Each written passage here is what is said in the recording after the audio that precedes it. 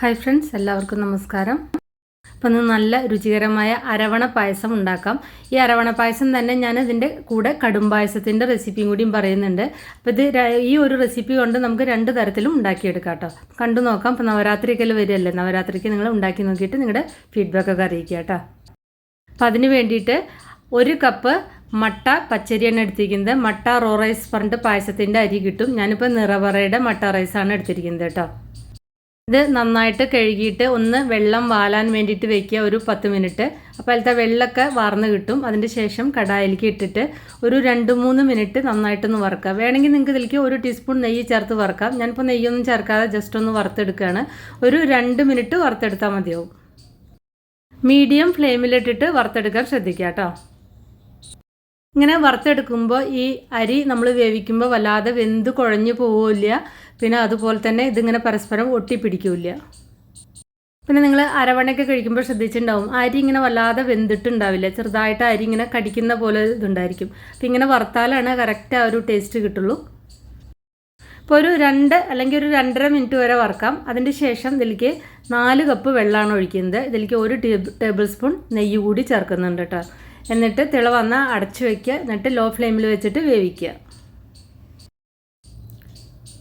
ഇപ്പോൾ ഇതാ ആവശ്യത്തിന് വെന്തിട്ടുണ്ട്. വേവ് എന്ന് പറഞ്ഞാൽ ഒരു 1/4 വേവ് ആവാനേ പാടുള്ളൂ. ഇത് മുഴുവനായിട്ട് വെന്ത് ഉടഞ്ഞു പോകരുത് കേട്ടോ. അപ്പോൾ ഇതാ 1/4 വേവ് ആയിട്ടുണ്ട്. ഇനി ഇതിലേക്ക് ശർക്കരയാണ് ചേർക്കുന്നത്. 500 ഗ്രാം മുതൽ 600 ഗ്രാം വരെ ശർക്കര ചേർക്കാം. അത് നിങ്ങളുടെ മധുരത്തിനനുസരിച്ച് കൂട്ടി കുറച്ചൊക്കെ ചേർക്കാവുന്നതാണ്.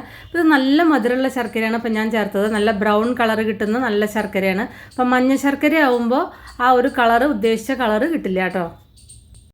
ഇപ്പോൾ ഒരു 600 ഗ്രാം ശർക്കര ഇതിലേക്ക് ചേർക്കാം. ഇപ്പോൾ അരവണയാണെങ്കിൽ ഒരു 600 ഗ്രാമൊക്കെ ശർക്കര മതിയാവും. ഇതിപ്പോൾ നല്ല മധുരമുള്ള ശർക്കരയാവുക കാരണമാണ് ഞാൻ ഈ ഒരു കണക്ക് പറയുന്നത്. മധുരം കുറവാണെങ്കിൽ നിങ്ങൾക്കൊരു 750 ഗ്രാം വരെ ശർക്കര ചേർക്കാം കേട്ടോ. ഞാനിപ്പോൾ ഒരു 600 ഗ്രാം വരെ ചേർത്തിട്ടുള്ളൂ. പിന്നെ ഇത് കടുംപായസമാണെങ്കിൽ നിങ്ങൾക്ക് ഒരു 450 മുതൽ 500 ഗ്രാം വരെ ചേർത്താൽ മതി. കടുംപായസമാണ് ഉണ്ടാക്കുന്നതെങ്കിൽ കേട്ടോ.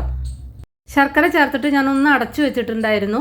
അതൊരു 10 മിനിറ്റ് കഴിഞ്ഞാൽ ഇതിലേക്ക് ഒരു 2 ടേബിൾ സ്പൂൺ കൂടി നെയ്യ് ഒഴിച്ചിട്ടുണ്ട്. 2 അല്ലെങ്കിൽ ഒരു 3 ടേബിൾ സ്പൂൺ കൂടി നെയ്യ് ഒഴിക്കുക കേട്ടോ.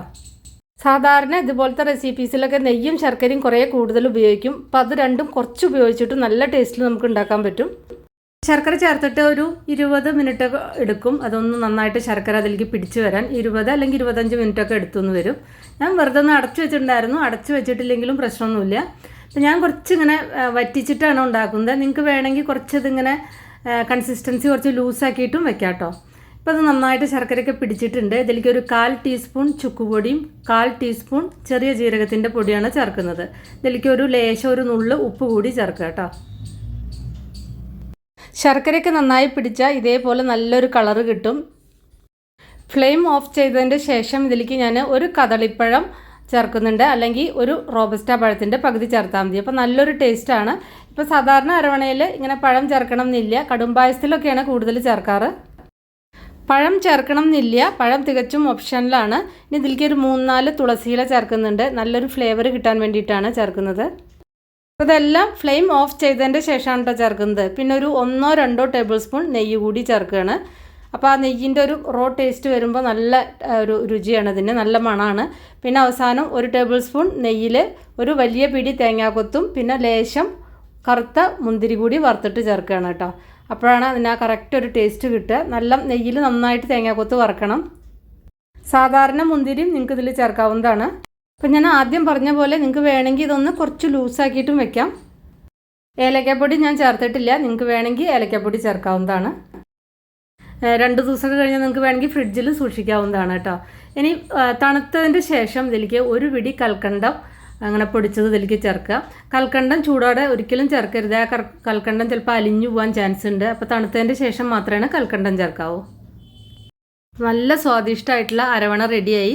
ഇതന്നെ ശർക്കര കുറച്ച് കഴിഞ്ഞ് കഴിഞ്ഞാൽ നിങ്ങൾക്ക് കടുംപായസമായിട്ടും ഇതേ റെസിപ്പി തന്നെ യൂസ് ചെയ്യാവുന്നതാണ്. അപ്പോൾ നല്ല ടേസ്റ്റാണ്. അപ്പോൾ ഇത് ഒരേ റെസിപ്പി കൊണ്ട് തന്നെ നമുക്ക് അരവണ ഉണ്ടാക്കാം, കടുംപായസം ഉണ്ടാക്കാം കേട്ടോ.